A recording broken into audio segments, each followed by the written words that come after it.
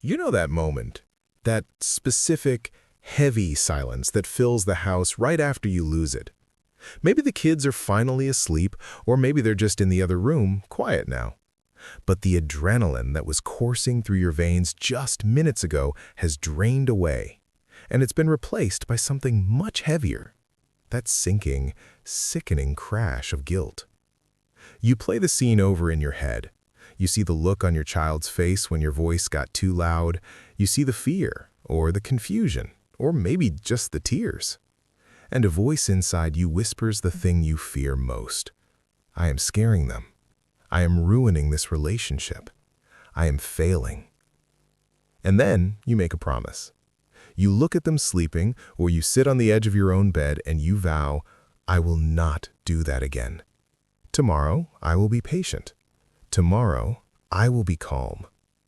But then, tomorrow comes, and the shoes aren't put away, or the milk spills, or the whining starts. And before you can even catch your breath, you're there again. The explosion happens, and the cycle starts all over. If this sounds familiar, I want you to take a deep breath right now, because I need to tell you something that might change the way you see yourself. You are not yelling because you are a bad parent. You are not yelling because you don't love your children enough. And this is the most important part. You are rarely yelling because of what your child actually did. We need to talk about why we really lose our temper. And we need to talk about it without the shame. Because what is happening to you isn't a character flaw. It is biology.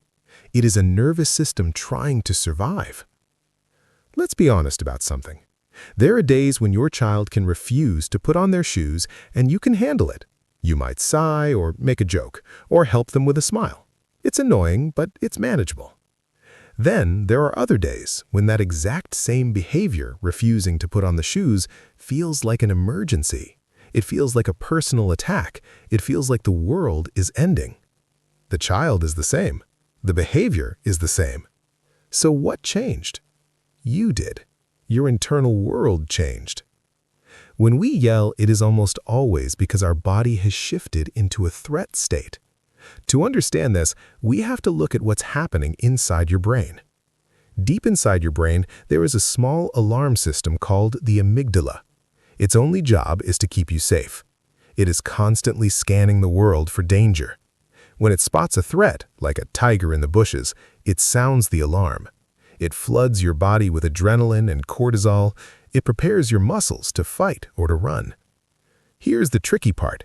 Your alarm system cannot tell the difference between a tiger in the bushes and a toddler screaming in the kitchen. To your nervous system, stress is stress. Overwhelm is danger. When you are already tired or worried about money or feeling undervalued, your stress levels are simmering just below the surface. Your alarm system is already twitching. So when your child ignores you for the third time, your brain doesn't see a child learning to listen. It sees a threat. It sees a threat to your authority, a threat to your time, a threat to your peace. And in a split second, faster than you can consciously choose, your brain flips a switch. It disconnects the thinking part of your brain. The part of you that is logical, patient, and empathetic literally goes offline. Dr. Dan Siegel calls this flipping your lid, and it's a perfect description. The rational adult parent has left the building, and the survival brain has taken over. That feeling you have, that you are watching yourself explode and you can't stop it, that is real. You were in a fight response. Your body is trying to fight off the threat to make the feeling of danger stop. You aren't choosing to be mean. You are experiencing a biological hijacking. But why does it happen so fast? And why does it happen over things that seem so small, like spilled cereal or lost keys? It's often because of what we call the invisible load. Think of your nervous system like a cup. Every day, drops of water are added to it. The sleep you didn't get last night, the mental checklist of appointments you have to remember, the noise of the television, the clutter on the counter, the feeling of being touched out because someone has been hanging on your leg all morning. Drop by drop, the cup fills up. By 5 p.m., the cup is full to the brim. The surface tension is trembling. You are holding it together, but just barely. Then, your child whines about dinner. It's a tiny drop, but your cup is already full, so it overflows. The explosion isn't about the wine, it's about the cup. It's about the fact that you are operating with zero margin. You are depleted, and a depleted human being cannot regulate another human being. It is physically impossible to give patience when your own tank is empty. There's another layer to this, one that is tender and often hidden. Sometimes our children trigger us because they touch an old wound inside of us. Psychologists call this ghosts in the nursery. When your child ignores you, it might trigger a deep, old feeling from your own childhood of being invisible. When your child talks back, it might trigger an old memory of how dangerous it was for you to speak up to your parents. Your body remembers how that felt. It remembers the powerlessness. It remembers the fear. So when your child acts out, you aren't just reacting to a 6-year-old in 2024. You are reacting to the pain of the 6-year-old that lives inside of you.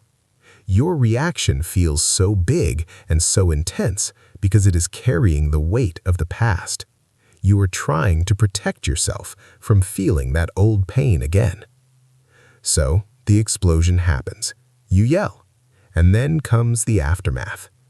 This is where many of us get stuck in the most painful loop of all, the cycle of shame. After the adrenaline wears off, the shame crashes in. You look at yourself and think, I'm the worst. I'm damaging them. I'm just like my parents. And we think that this shame is good for us. We think that if we feel bad enough, if we punish ourselves enough, it will stop us from yelling next time. But the research tells us the exact opposite is true. Shame is heavy. Shame is exhausting. Sitting in shame drains the very energy you need to be patient. When you spend your night beating yourself up, you are actually depleting your resources for tomorrow. You are waking up the next morning with your cup already half full of stress. This is why we get stuck. The shame of today fuels the explosion of tomorrow. So, how do we break this? How do we step out of this loop? It doesn't start with a sticker chart. It doesn't start with a new discipline technique, and it certainly doesn't start by trying harder to just stay calm. It starts with compassion. It starts by realizing that your anger is not a sign that you are a bad parent. It is a signal. It is a red flashing light on your dashboard telling you that your system is overheated. It is telling you that you are out of resources. The most powerful thing you can do for your child isn't to be perfect. It's to stop being so cruel to yourself when you aren't. Instead of saying, I'm the worst, try taking a breath and acknowledging, I was overloaded. My body went into survival mode. I am human, and I am struggling right now. When we stop fighting ourselves, we can start to notice what we actually need. Maybe we need 5 minutes of quiet. Maybe we need to lower our standards for the cleanliness of the house. Maybe we just need to forgive ourselves for being human. You are breaking a cycle that may have existed in your family for generations. That is heavy work. It is hard work. It is messy work. But you are doing it. The fact that you are here, listening to this, worrying about this, that is the proof of how much you love them. You are not failing. You are learning, and you are doing a good job. And that's it. So I hope you found this valuable, and if you like this video, subscribe. And if you want to watch more videos like this, click just right here.